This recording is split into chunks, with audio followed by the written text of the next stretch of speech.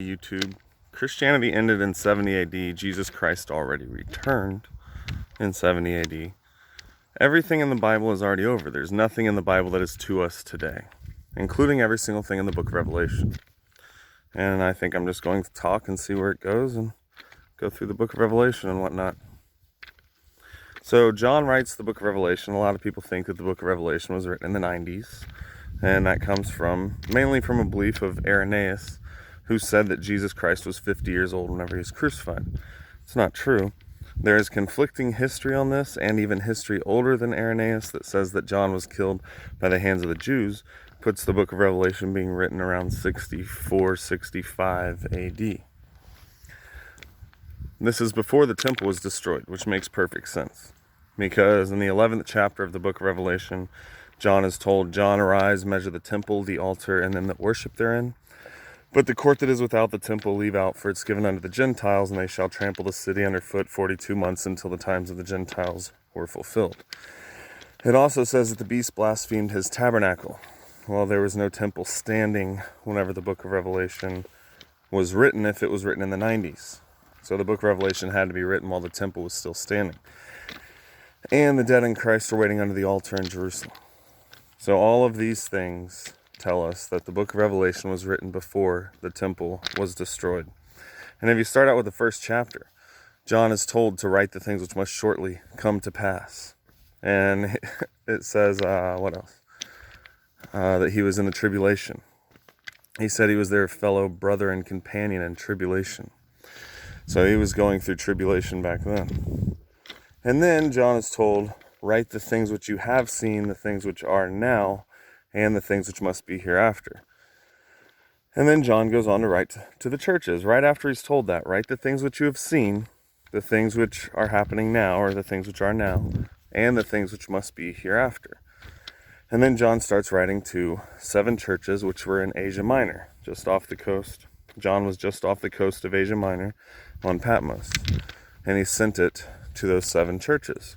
And we know that all the churches were together, because whenever it talks about the woman Jezebel, he said that he would kill her children with death, and that all the churches would know that he's the one who searches the reins and hearts. So that ties all the churches together. Also, all of the churches knew each other. They were all living at the same time. They knew who the apostles were. These were people who lived in the time of the apostles. There were 12 apostles to the Jews, and there was 1 apostle to the Gentiles. But he says to these churches, you've tried them which say they are apostles and are not, and have found them liars. They definitely knew the apostles. A lot of people think that these 7 churches are time dispensations, as in the book of Revelation they think was written in the 90s, right? So they say that these churches were time dispensations, saying that, the first church that was written to, what was that, Ephesus or something? I don't remember. The first church that was written to happened, around the 200s AD. Second church would have happened, whenever 400s, whenever they believe. There's a lot of differing beliefs on when these things would have happened. And the third church would have happened around, whenever 5, 6, 700s, and so on, until we get to the last church, which is Laodicea.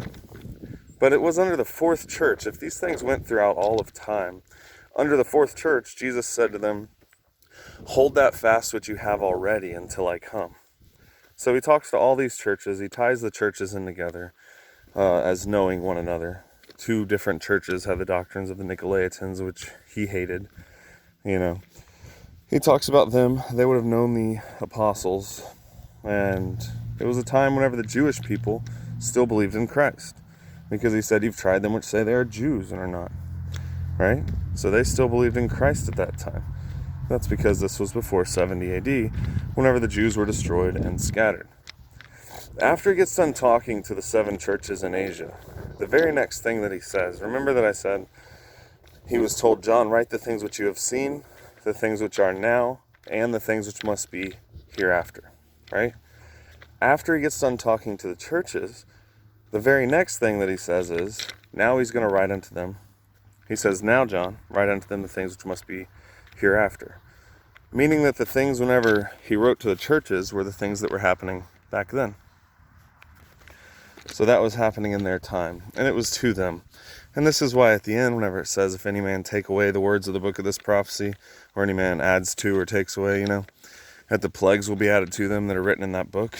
And what I'm about to tell you is that all of those plagues came on the first century Jews. But they didn't come on everybody else who's been adding to it for 2,000 years. That's because it's not to us. That's why he said, let those who read, that they were blessed if they read it, because the time was at hand, and the time was short, and those things were happening then. So how is it that every single thing in the book of Revelation has already happened? Now my plan is to do the whole book of Revelation in this one video, and I've been making TikTok videos where I just pause it and hit record and pause it and hit record and pause it and hit record. So I'm not used to doing what I used to do on here and just talk forever in a day, But every single thing that people are looking for to happen in the book of Revelation has already happened, including the mark of the beast, Mystery Babylon. And I like to start with Mystery Babylon to let everybody know, because Mystery Babylon is destroyed on the last day. This is after the seals, after the trumpets, and at the vials. And then Mystery Babylon is destroyed. Well, Jesus was making his way up to Jerusalem, right?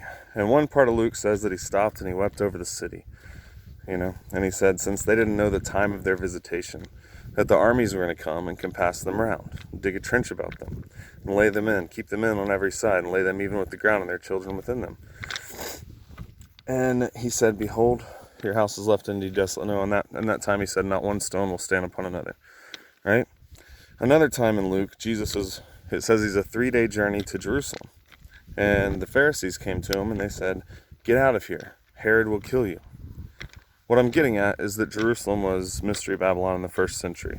So telling you that before I tell you the rest will keep your mind on what I'm actually talking about.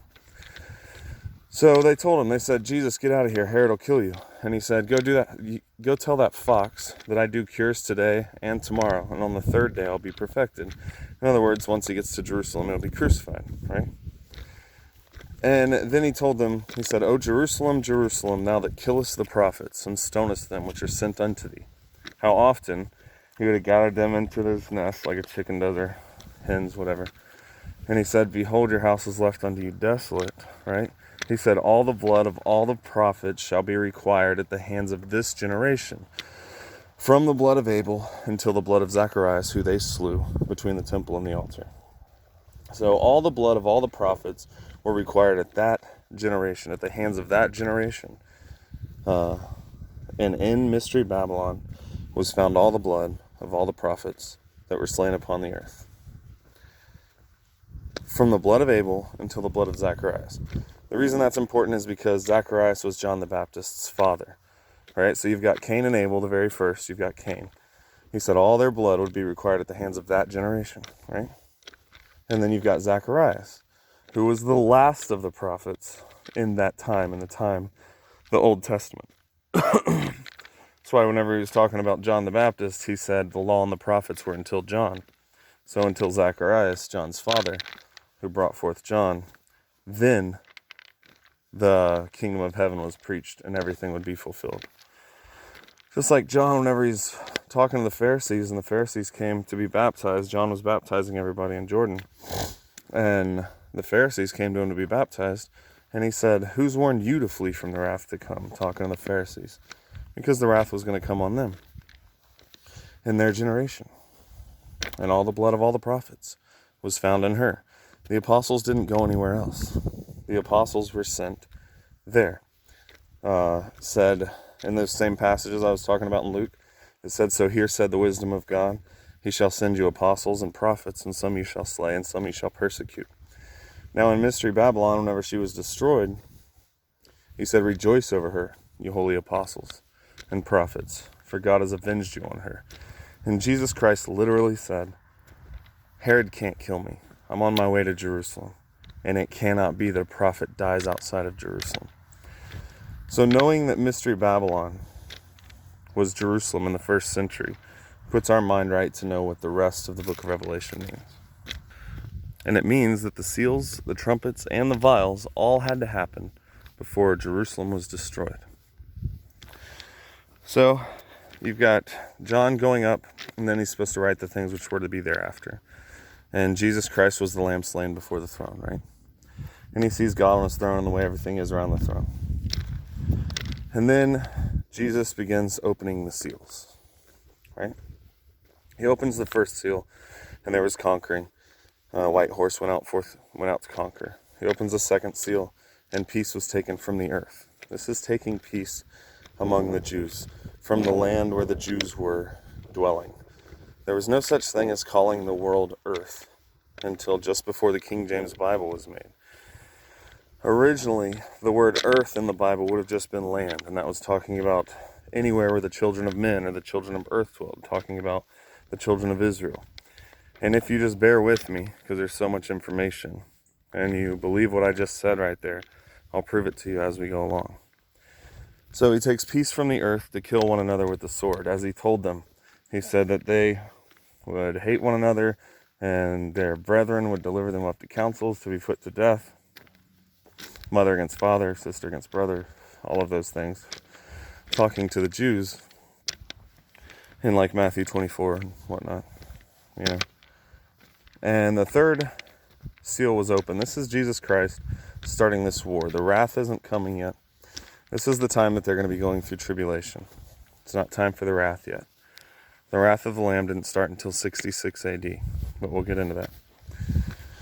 So the third seal was poverty, and the fourth seal, it says that he had power to kill a fourth part of the earth with death and with famine and with the beasts of the field. And this is talking about Nero. In 64 AD, people say that Christians are going to go through tribulation. They'll never go through what they went through back then. In 64 AD, Rome burned down to the ground, and Nero blamed it on the Christians. So he went out hunting all of the Christians. And the Jews would say, here's a Christian. Don't kill us. We're not Christian. We're just Jews, right? We're not Christian. We don't believe that stuff. Don't kill us. And this caused a great falling away. A lot of people were like, I don't want to be fed to lions, because he would feed them to beasts in the Colosseum. He said they made great candlelight, so he burned them for candlelight in his courtyard, burned them alive, tied fetters to their feet and cast them into the sea. Like, this was great persecution. And anywhere they found a Christian, they'd draw them out. And the Jews were causing this too. It's how he took peace from the earth. Didn't matter if you were family or what, they didn't want to be roped into that Christianity that Nero was hunting.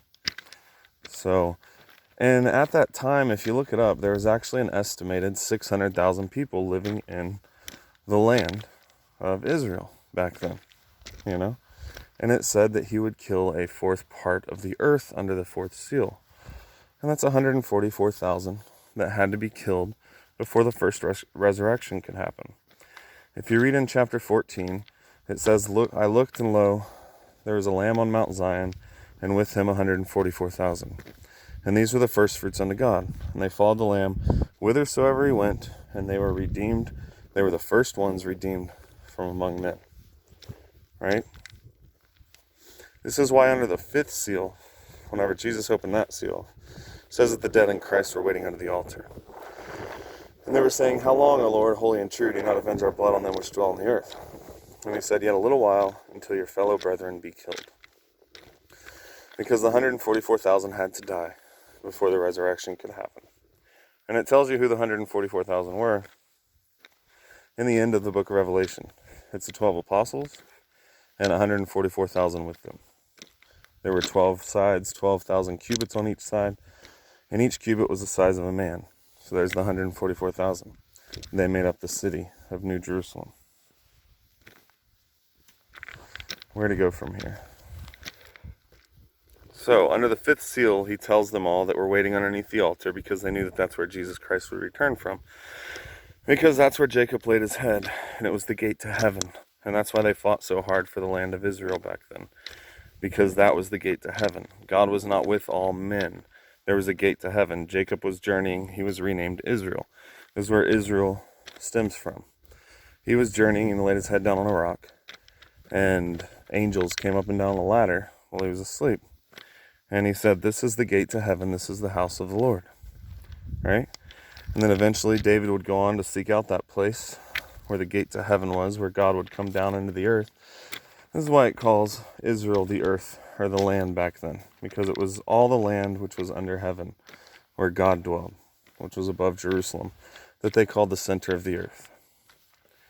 So David sought out the place. He said God doesn't have a house, so he sought out the place to build the temple, and that was where Jacob laid his head. And then God told him that he couldn't build it because he was a man of blood, but he allowed Solomon to build the temple, and that's where Solomon built the temple. So the dead in Christ were waiting under the altar here because they knew that that is where Jesus Christ would come from the gate to heaven, to come down and repay their enemies that dwelt on the earth, the children of Israel, that were giving them up to Rome and everything. So under the fifth seal, he tells them to wait yet a little while until their fellow brethren are killed, and gave them white robes.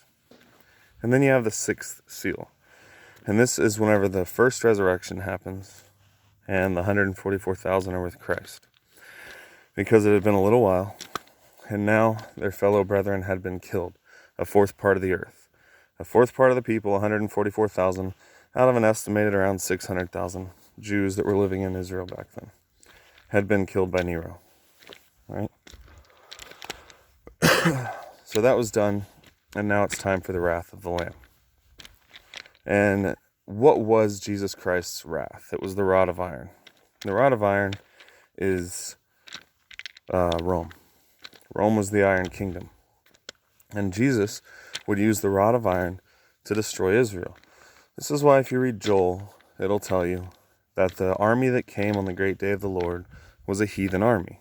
And they would climb the wall like mighty men and break in. Right?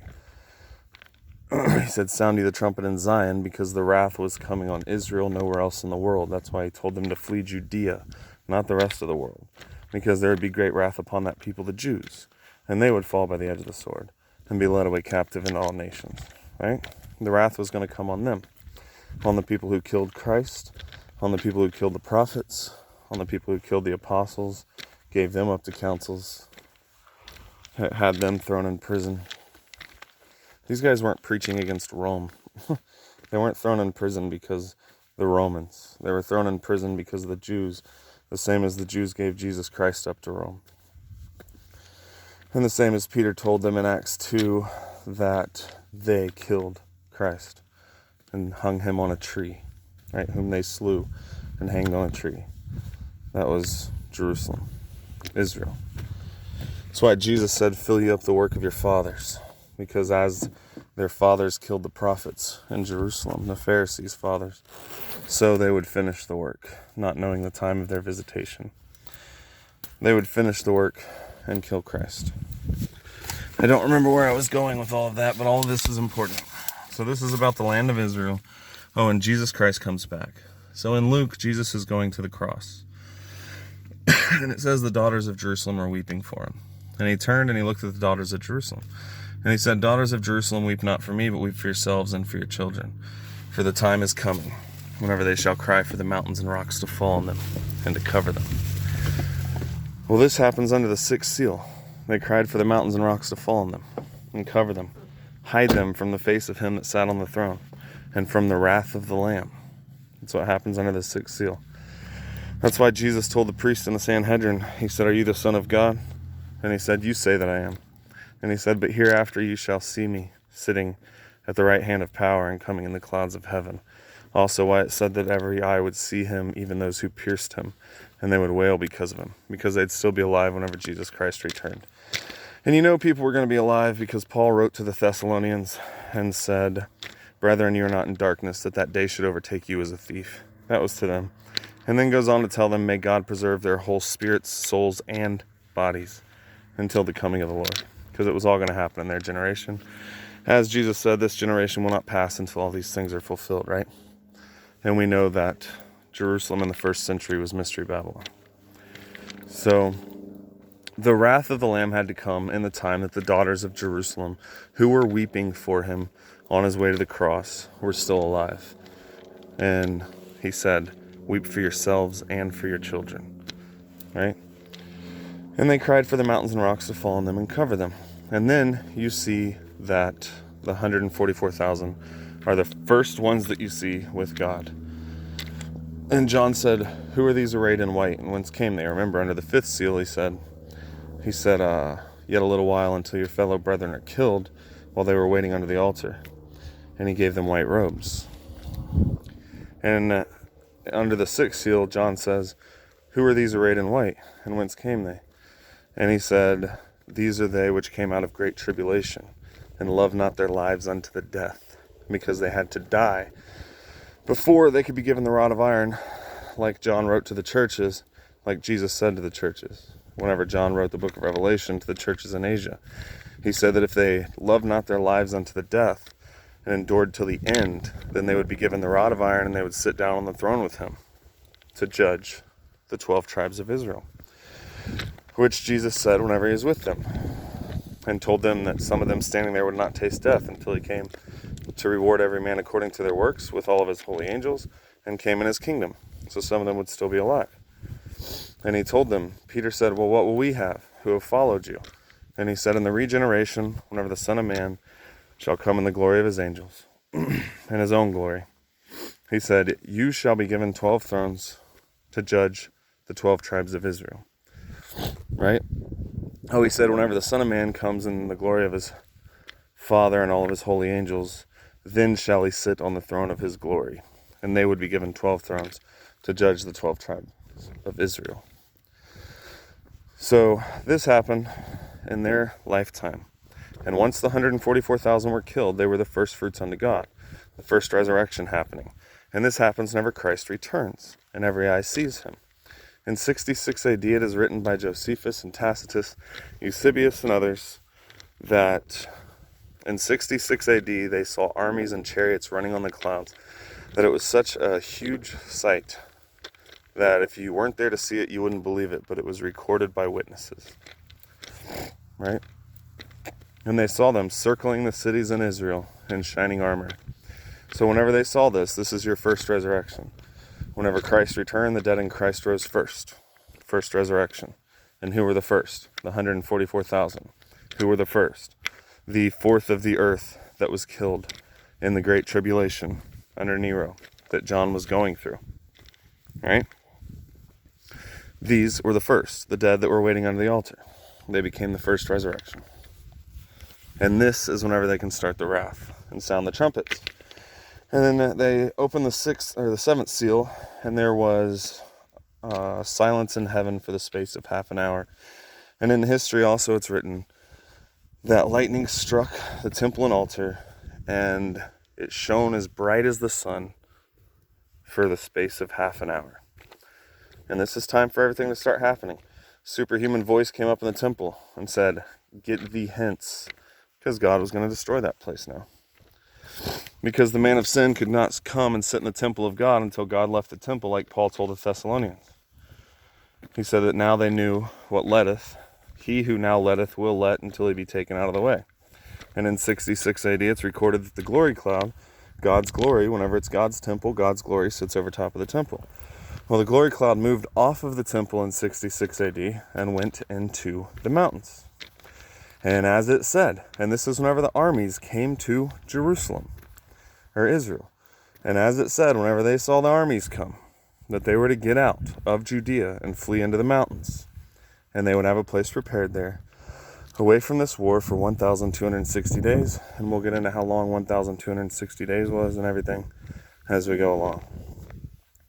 But the point in this is all those things that happen in history. God left the temple. The glory cloud left in 66 AD. The dead in Christ rose. The return of Christ and him being seen with his holy angels, the saints of God, was recorded in history. This actually happened. And it was just in time for the wrath to come. And what is the wrath? It's the rod of iron. Whenever he sits down on his throne, and whenever they sit down on the throne with him, he's given the rod of iron. It's the iron kingdom, spoken of in Daniel. You had Babylon, the gold kingdom. And then after that you had the Medes and the Persians, which Daniel saw overtake Babylon in his lifetime. And then after that he said that the king of Greece would come. And that was your bronze, brass, whatever kingdom. And the great horn was broken off and it split off. The kingdom was divided into 4 parts. Whenever Alexander the Great died, the great horn, it was broke off into 4 parts. And that's whenever Rome came in and took over. And then this was the iron kingdom. Well, in the latter time of their kingdom, the iron would mix with the clay. And this was the fifth kingdom of all of them. And the iron mixed with the clay, but they didn't cleave one to another. They didn't like one another. And this is because they allowed Jews back into their land. Right? There's just too much information. I don't know where to go with everything. Hang on, I'll pause it. And at the time of this final kingdom, where Rome and Israel mix, the children of men, they mix themselves with the children of men. That's the miry clay. It's the vessel of the potter. And this is what he would break into shivers. He'd break the nations into shivers. Jesus Christ was born. And he came and he became a mountain and filled the earth. And he smashed all the kingdoms. And he gave the kingdoms back up to God. And this is what all of it was about what Revelation was about every single thing in the Bible. It was about how Jesus Christ would come and end the work of Satan.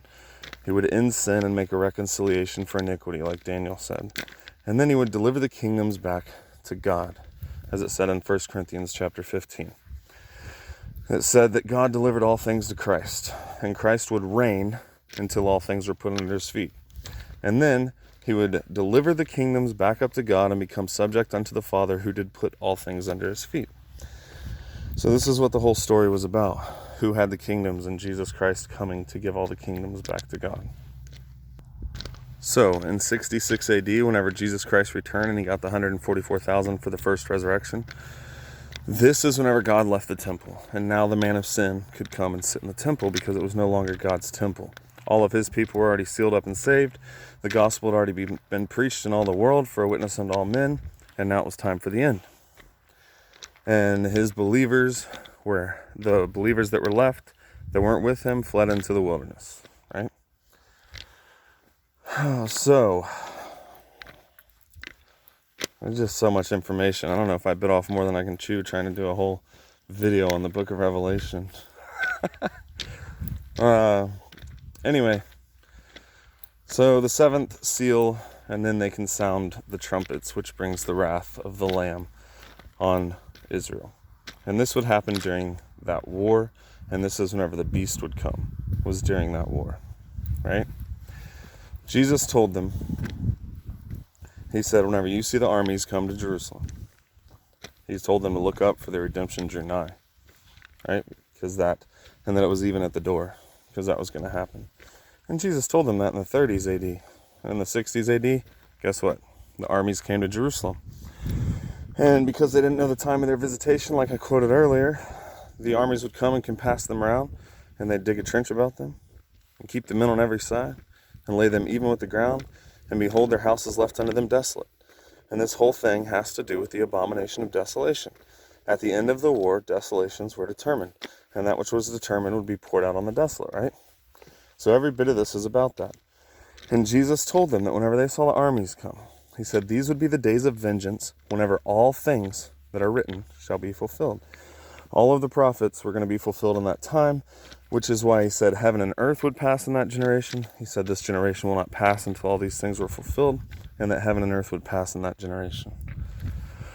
But my point is, like I said, there's just so much information. I'll try to quit saying that whenever I have a lull in speaking, because I want to make sure that I get it all out there. I just keep repeating that it's so much information. But like I was saying, he said that the Gentiles would come and trample the city underfoot until the times of the Gentiles were fulfilled. And that the Jews, there would be great wrath upon this people, the Jews, and they would flee Judea, and the armies would come to Jerusalem. Be great wrath upon that people, and the Gentiles would trample the city underfoot until the times of the Gentiles were fulfilled, and the Jews would fall by the edge of the sword and be led away captive in all nations. Well, in the book of Revelation, it tells you that this is what the war is about. And this is Jesus Christ wielding the rod of iron, the Romans, who Joel said it would be a heathen army that came on the day of the Lord, right? So this is exactly what happened. But in Revelation, whenever it talks about this, it tells you how long it would be. And from 66 until 70 AD was 42 months. 42 months. That's how long it would be. And he says, John, arise, measure the temple, the altar, and them that worship therein. But the court that is without the temple leave out, for it's given unto the Gentiles. and they shall trample the city underfoot for 42 months until the times of the Gentiles were fulfilled. Right?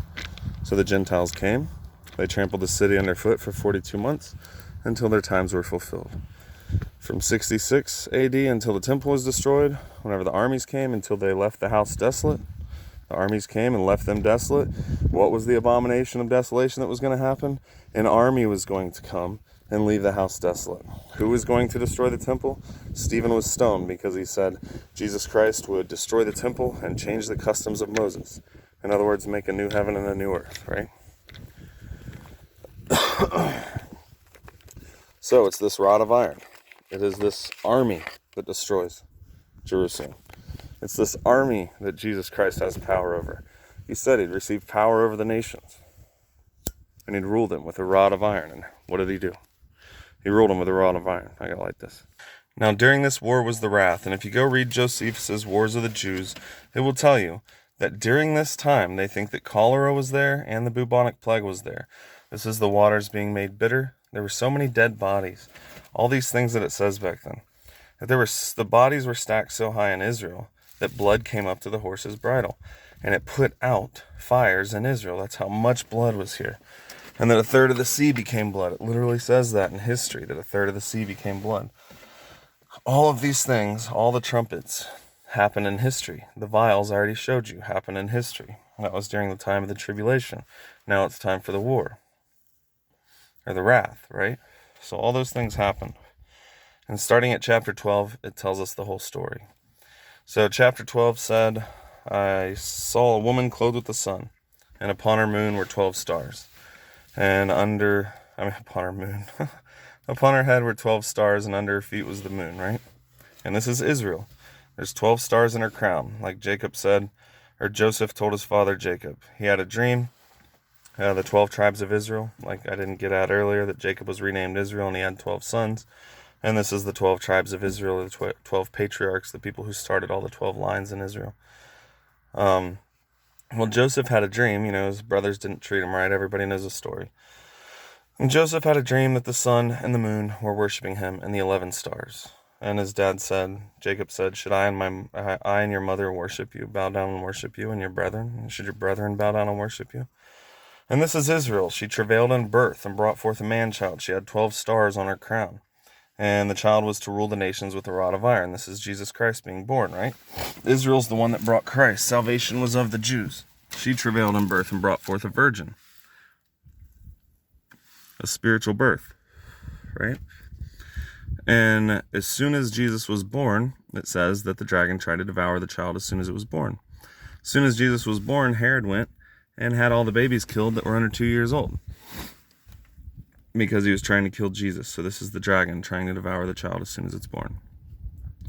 But the child was caught up to the throne and to God. And there was war in heaven. Michael fought against the dragon, and the dragon and his angels fought against Michael and his angels. And the dragon his tail drew a third part of the stars and did cast them to the earth, right? This is the stars of heaven falling. This is what happened under the sixth seal also. The stars of heaven fell because Satan was cast down. That war in heaven, Satan was still in heaven until after Jesus Christ went to heaven, because he said he was going away, and now would be the time for the prince of the world to be cast out, and he had nothing in him, talking about Satan. So this was going to happen. And there's just so much information. We can also tell that this happened at the sixth seal, and that the sixth seal happened in 66 AD. One, because Jesus Christ returned, right? And one, because whenever he returns, the dead in Christ rise first, which is the 144,000. Who are these arrayed in white that were waiting under the altar and given white robes? These are they which came out of great tribulation and loved not their lives unto the death. And these are the first fruits unto God, the 144,000. They follow the Lamb whithersoever he goes, right? But we also know that this happened, the first resurrection. If you read chapter 20 in the book of Revelation, the first resurrection happens whenever Satan is thrown into the bottomless pit and he can't deceive the nations any longer. So this happened whenever Satan is cast down. And the stars of heaven falling happened under the sixth seal also, whenever Jesus Christ takes the throne.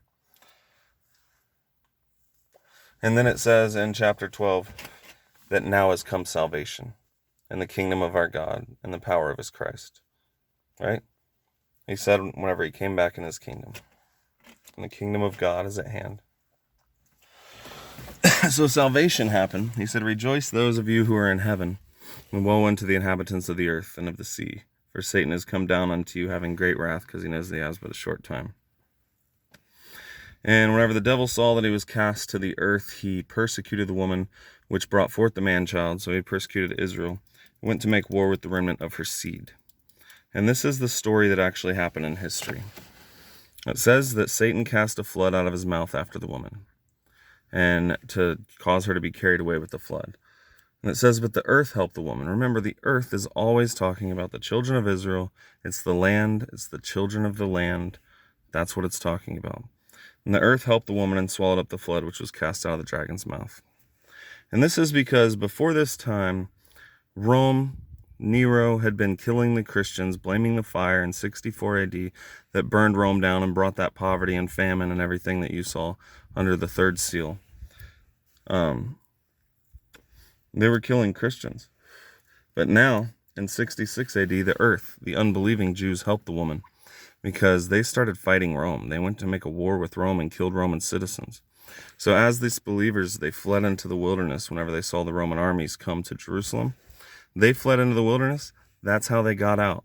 That's how the earth helped the woman, because they attacked Rome. So whenever this army came, the Roman armies came to Jerusalem, the wrath of the Lamb came to Jerusalem, they fled. They were able to get out because now Rome was fighting unbelieving Jews. Right? And this is what it means about the 10 horns on the beast, that we're given no kingdom as of yet, but we're given power 1 hour with the beast. And these would hate the whore and make her blind, or make her desolate and naked and burn her with fire. Those 10 horns are Roman soldiers, the 10 legions of Roman soldiers that Rome would have come and destroy this rebellion and unbelieving Israel.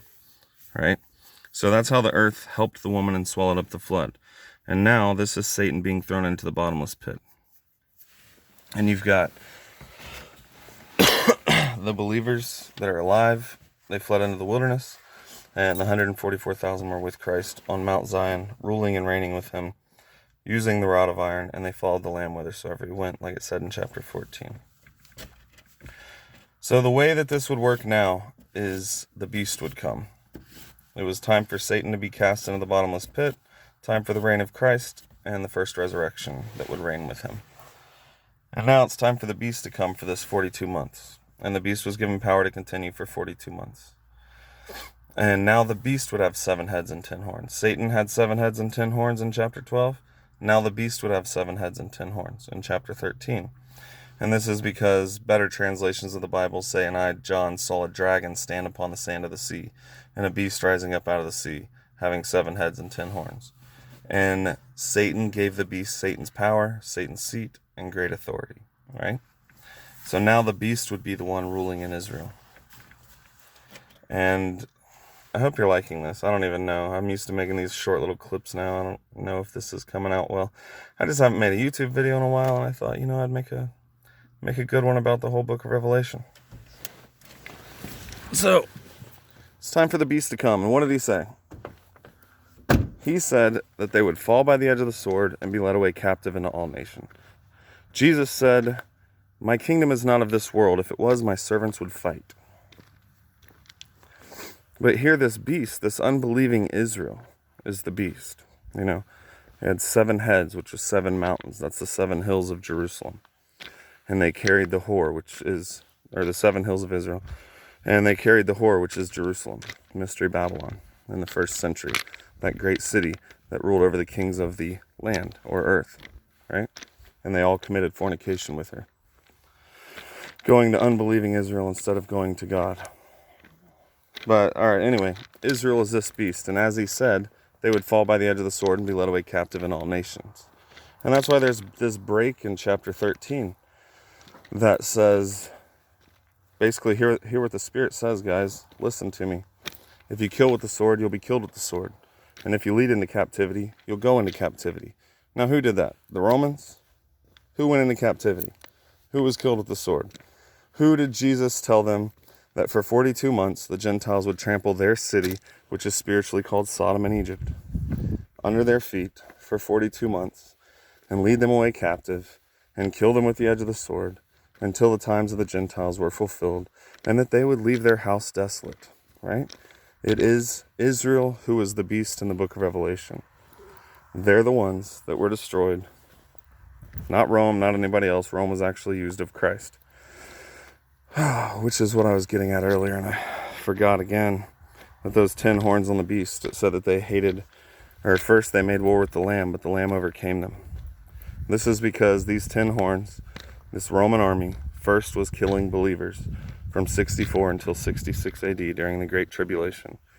And then, in 66 AD, the earth helped the woman and swallowed up the flood, the Roman soldiers that were sent out of his mouth from the dragon to cause her to be carried away with the flood. This is unbelieving Israel changing to Rome fighting unbelieving Israel. This is Jesus Christ receiving power over those 10 horns. And they hated the whore, and then God put in their hearts to fulfill his will. So first, they made war with the Lamb. They killed the believers. The Lamb overcame them, right? And now God puts in their heart to fulfill his will, and they hated the whore and burned her with fire and made her desolate. And not one stone was left upon another, and their house was left unto them desolate. So Israel is the beast in the book of Revelation. And for 42 months, they were given power. And for 42 months, God and Jesus fought against them. And in Israel, and this will give you the understanding of every single thing in the Bible, and really if you understood what I was about to say now, it'd probably give you understanding of everything in all of life too. But the other beast is the false prophet. It's not some new beast or some new kingdom. It's just a false prophet in Israel. It's not whenever it says that the beast and the false prophet were destroyed and thrown into the lake of fire, it doesn't say the first beast and the second beast. The second beast is the false prophet. That's why he said, I saw another beast rising up out of the earth. This is rising up out of the land of Israel. And it had 2 horns like a lamb. In other words, it's imitating Christ, but it spake as a dragon. Which is why it said that the man of sin would come after the working of Satan. Satan finished his work. Satan was in the bottomless pit, and the man of sin would now rule with Satan's power over Israel and come and sit in the temple of God. And what does it say about the beast? That it blasphemed his name and his tabernacle and those that dwelled in heaven, because they sat in the temple of God. And this false prophet in Israel tried to get everybody to go back to the law. Whenever the law and the Passover were given, it said, see, the law and the Passover were a curse. And whenever the law and the Passover were given, in Deuteronomy and Exodus, it said, bind this upon your hand and let it be for frontlets between your eyes. And it said, let this be for a sign upon your hand and a memorial between your eyes. Well, then Jesus Christ came, as Paul said, our new Passover. That was the new Passover, was Jesus Christ. And whenever he returned again in 66 AD, it said that those that looked for him, he would return again without sin unto salvation. So whenever Jesus Christ returned again, this is whenever salvation came. This is whenever the Passover was done. All of those things were to be finished. But what these false prophets did, after Jesus Christ fulfilled the law, right? And he was supposed to be the person who fulfilled the law. He was the new Messiah. He was a new way, not the old heaven and old earth, where the law was what was holy from God. But no, now it was God using Jesus Christ to put the laws of God inside of people, right? New heaven. Anyway, we'll get into that later. But what this false prophet did was he made writings of the law. And these other people said Jesus Christ was not the Messiah. The law was not going to be fulfilled. People like John of Giscala, which is probably the man of sin, or Simon Bar-Jonah, which could be the man of sin. They were great leaders in Jerusalem back then. They called themselves the Zealots. It meant that they were zealous of the law. So they went about to kill any Christian who did not keep the law. They called other men the Messiah. One account that I read said there was over 1 million Jews worshiping Simon Bar-Jonah whenever he rode back into town. They were calling him the Messiah. So these guys rejected Jesus Christ. They called other people the Messiah. And they kept everybody in the law. It was for a sign upon their hand. and a memorial between their eyes. And the custom of the Jews back then was that you couldn't buy or sell unless the Jews couldn't use any other currency to buy and sell.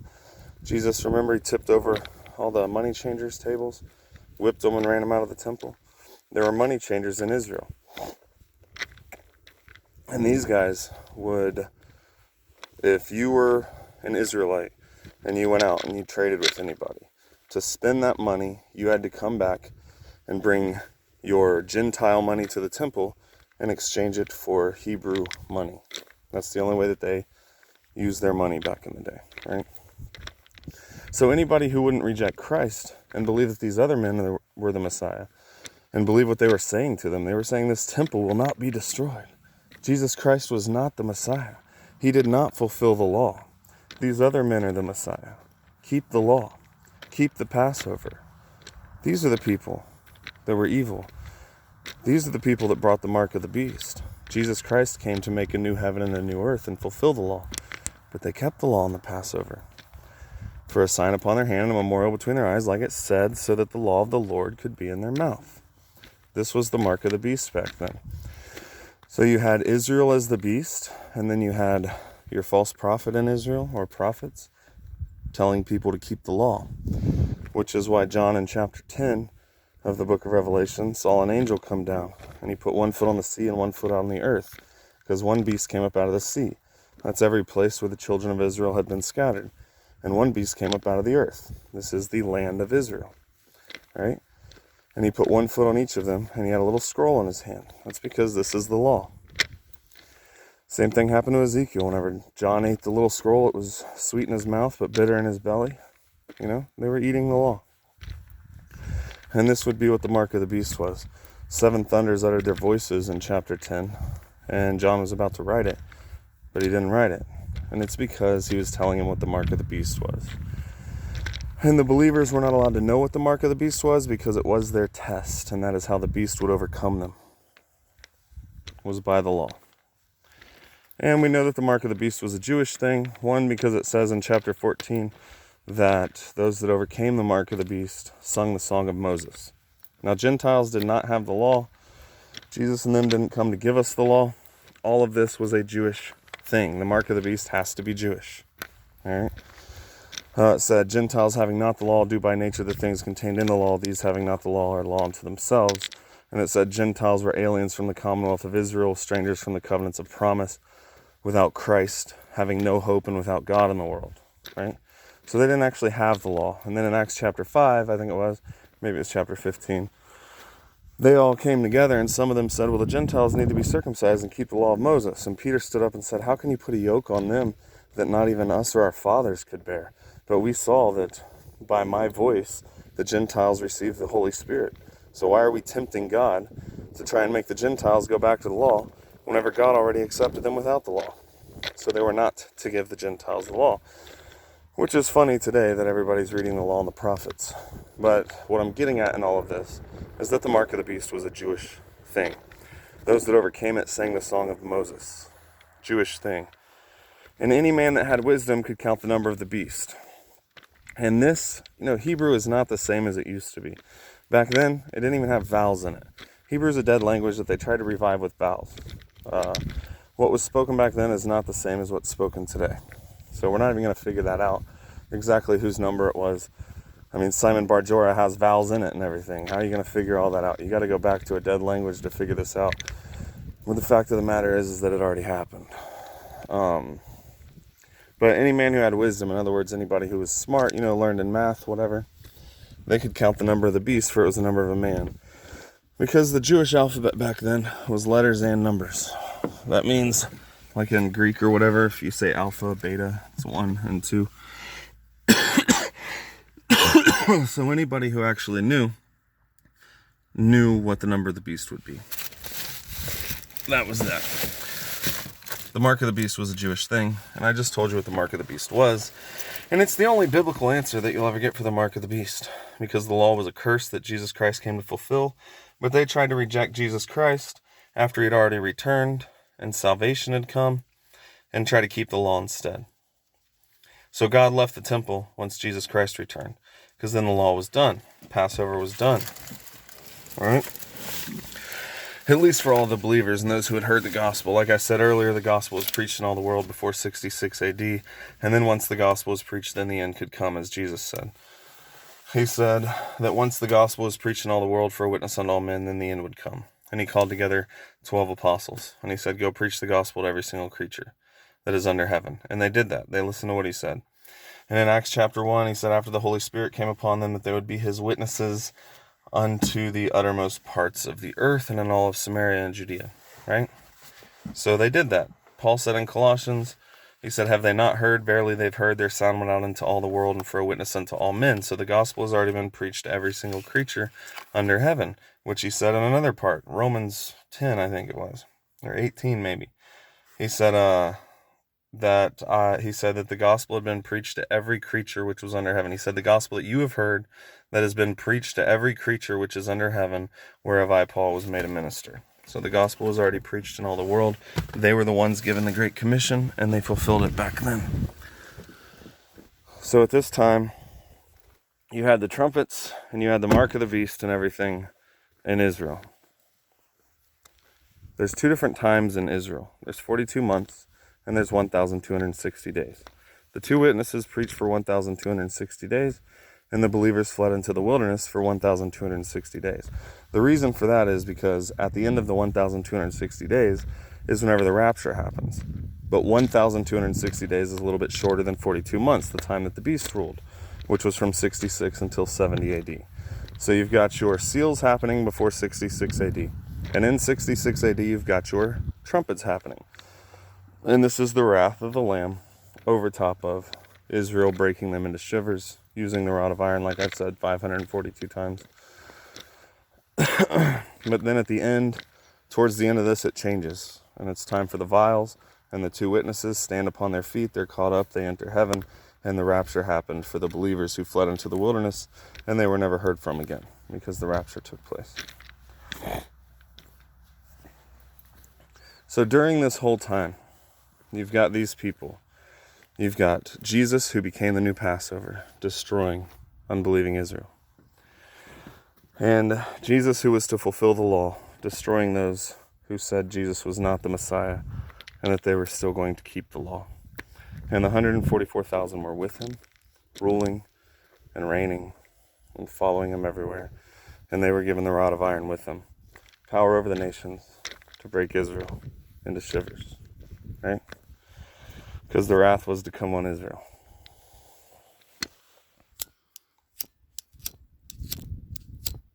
I can't light this thing outside. Hang on. At the end of 1,260 days, Jesus delivers the kingdom to God. The two witnesses were done. They had been killed. They were caught up into heaven. And whenever they stood up on their feet to be caught up into heaven, the rapture happened. This is the seventh trumpet. At the last trump, those that were still alive and remained were caught up to meet them. During this 1,260 days, from 66 AD until about 5 months before the temple was destroyed, that was the trumpets being sounded. And during that 1,260 days, anybody who was left behind that was not overcome by the beast, that didn't take the mark, anybody who didn't make it out and fled into the wilderness whenever the armies came. It says in Revelation chapter 4 that after the 144,000 were in heaven, then it said that an angel flies throughout heaven and says, if any man take the mark of the beast, right? That they would be tormented in the presence of the holy angels or the saints and Jesus Christ, right? But if any man didn't take the mark of the beast, he said, blessed are they who die from henceforth, for they do rest from their labors, and their works do follow them. That means that in 66 AD, you got the first resurrection, 144,000. You know, it's good to repeat all this stuff a whole bunch, because everybody's been repeating so many lies about this forever. Maybe if I repeat everything enough, it'll get ingrained into some people, you know? But, try to remember what I was saying. Oh, the 144,000 resurrected, first fruits unto God in chapter 14. After this, the mark of the beast comes. Then, if anybody doesn't accept the mark of the beast, they were killed, and their works did follow them, and they were caught up to meet them in the clouds, to rule and reign over top of Israel, and to break them into shivers. Once that is finished, Jesus is finished. That's why in chapter 14, it tells you about the just first. And the angel put in his sickle to gather all of the grapes because the earth was fully ripe. That means everybody that had been saved, that was going to be saved, it was completely over. The believers that were left in Jerusalem had been killed. They were caught up to meet them. They rested from their labors and their works followed them. And then it was time to gather all the evil and throw them into the great winepress of the wrath of God. So this is what happened 5 months before the temple was destroyed. This is whenever your 1,260 days is over. This is whenever Jesus Christ was done with his part. Now it's God's part. Whenever Jesus first starts and the resurrection happens, the temple in heaven was open so that they could come into the temple. But now Jesus' work is finished. The seventh trumpet is sounded, and all of the believers get to go be with God, including the prophets. Under the seventh trumpet, it says that the prophets receive their rewards. And then it says that the kingdoms of this world have become the kingdoms of God, and the kingdoms of Christ have become the kingdoms of God, and that God would reign forever and ever. It said he would reign forever and ever, not they. Just like in Daniel, it said that whenever the final beast was destroyed, that the other kingdoms would have their dominion taken away, but their lives are prolonged for a season and a time, because the rest of these kingdoms weren't destroyed. The last beast was destroyed, which was Israel, which was the clay and the feet. And this destroyed all kingdoms and gave God the power over every kingdom, right? So 1,260 days in, about 5 months before the temple was destroyed, everything changed. This was the final battle for the temple. Satan was let back out of his prison.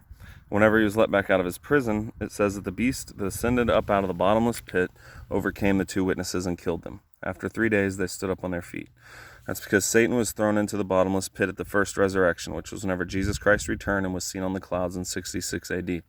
This is whenever he came down, the armies chased the believers into the wilderness, and the earth swallowed up the flood that was cast out of Satan's mouth, and Satan gave his power to the beast so that the beast could rule while he was gone. And you never hear about the beast and Satan ruling again at the same time after this until the very end, because it said that there were 7 heads on the beast. At the time the book of Revelation was written, 5 of those heads were fallen. One was ruling then, and the other was yet. The next one would rule for a short time, because this was happening back then. The book of Revelation was written in like the 64, 65 AD, maybe 63. It was written right before all this started. And it said that the 8th head on the beast was of the 7, and he went into perdition. This is Satan. He went into perdition. The 2 witnesses came and preached. But then whenever he's let back out of his prison, a few months before the temple was destroyed, he overcame the 2 witnesses. They were caught up. The rapture happened with the believers that were out in the wilderness. Because Satan was let out of his prison. He was the 8th, which was of the 7. He was of all of them, all the beasts. He went into perdition. He came back out. And whenever he came back out, 3 unclean spirits came out of his mouth, and out of the beast's mouth, and out of the false prophet's mouth, to gather all of Israel together, who were as the sand of the sea. Like they said, though Israel be as the sand of the sea, yet a remnant shall be saved. Back then, there was an estimated 300 million people living in the whole world. That's less than what we have here in America. And they weren't counting, the people in the Bible were not counting the people in America and everything. In the Americas, Australia, everywhere else, the people were scattered. They were just counting the known land underneath the gate to heaven, where all of the children of Israel were, where they dwelled, where God's covenant people were, And there were millions of Jews. That was a lot of people back then. And though they were as the sand of the sea, only a remnant was saved. So they gathered all of Israel from all over where they were scattered, from every nation under heaven. Whenever it's talking about every nation under heaven, it is not talking about the entire planet. If you read Acts chapter 2, at Pentecost, it said, "And there were dwelling at Jerusalem devout men, and proselytes, and wise men out of and Jews." I mean, it was talking about they were all Jews. It said Jews, devout men, proselytes. from every nation which was under heaven. And they all heard them speak with tongues. And they said, how do we all hear them speak in the tongues whereof we're born? And they said they were from Crete and Arabia and Egypt, and dwellers in Mesopotamia and Asia and Pontus and Pamphylia, and you name it. So those were all the nations which were under heaven. Just the places where God's covenant people, the Jews, had been scattered. And that's what it means by the beast coming up out of the sea. It's a sea of peoples and nations. It was Israel, where they had all been scattered, right? Oh, what was I getting at? You guys remember? You can't really tell me, can you? Hang on, I gotta remember what I was getting at with all that. Oh, I'm getting at this final war. After 1,260 days, 2 witnesses were caught up. Jesus' time is done. The 7th trumpet sounds. He delivers the kingdoms to God, right? The marriage supper comes. This is why whenever the marriage supper is talked about in the book of Revelation, it says that John, after the marriage supper came, it says the Lord God omnipotent reigns, because now it was time for him to reign. At the 7th trumpet, Christ's work was finished, and now it was time for the wrath of God Almighty, the final wrath, the vials being poured out. And this would be poured out on Jerusalem, Israel. So at the end of this, the vials are this final battle that happened. Satan was let back out of his prison. All that would be in Christ were in Christ once the rapture happened, after 1,260 days, including the prophets who received their reward. But then the vials had to come. And this is that final war. This is Gog and Magog. This is Armageddon. They were all gathered into this place. Israel, who was as the sand of the sea. And the way that they did this was 5 months before the temple was destroyed. Was the Romans made a final push for the temple. And this happened 3 days before Passover. So back then, it's so amazingly poetic justice that all of this happened the way that it did with the Passover. Jesus Christ became the new Passover, and he fulfilled the law. And then these men that tried to keep the Passover, they all came to Jerusalem from every nation that was under heaven, because their custom back then was to come to Jerusalem for Pentecost or for Passover, holy days. They would make like a 2 to 3 week journey and come to Jerusalem. So they came to Jerusalem for Passover, and they were all putting blood on their posts and everything, and not knowing that Jesus Christ became the new Passover. These believers were about to be killed. These unbelievers were about to be killed, And it's time for the vials to be poured out at this point. And it says, another point that I missed earlier, says that whenever the first resurrection happened, the temple in heaven was opened. And this remains open while the believers are coming in and being killed by the beast and everything, until the first resurrection is completely finished, until the 7th trumpet, whenever all in Christ were raised. Right? The marriage supper came, the door was shut. He delivered the kingdom back up to God. God would bring this final war. So much, I keep forgetting even the point I was making right there. Oh, let's see. A little bit of dead air. 60. Oh yeah, whenever the vials start to be poured out, after Jesus finishes his work, it says the temple in heaven is shut, and that no man may enter the temple, because the wrath of God is coming. And it says no man, in them was filled up the wrath of God. And no man could enter the temple until the vials were done. And this is that last war. So this is the story in history. The Euphrates River drying up. That was the Roman armies. That was the angels gathering Rome together to squash the Jews once and for all. And this is the vials being poured out. What happened was Rome would be out defending their borders and everything and furthering Rome, but there were so many Jews that descended upon Israel. I think it's around 2 million. Over 1 million of them for sure at that point had descended upon Israel for Passover. And what the Romans did was exactly what Jesus said that they would do, which I'll get into in a second. This is the Euphrates River being dried up. It actually says in history that the Roman army was so vast that whenever they came to rivers, they would dry them up. by cooking with them, drinking them, bathing in them, washing their clothes, that they would dry up. So the angels gathered Rome that was out furthering Rome, and they came up to Jerusalem. And the beast, the false prophet, and Satan gathered Israel for Passover from where they had been scattered all over the earth. And they came whenever all of Israel came to Jerusalem a few months before the temple was destroyed.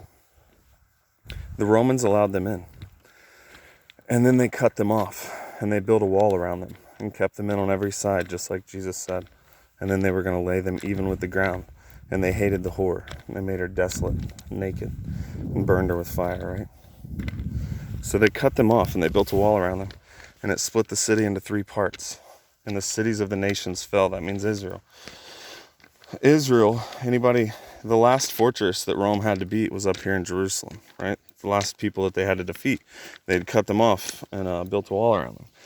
And this caused them to just absolutely destroy anybody left outside of Jerusalem. All those cities in Israel, like how it talked about, I think it was in Luke 10, where he said, "Woe unto you, Bethsaida and Chorazin."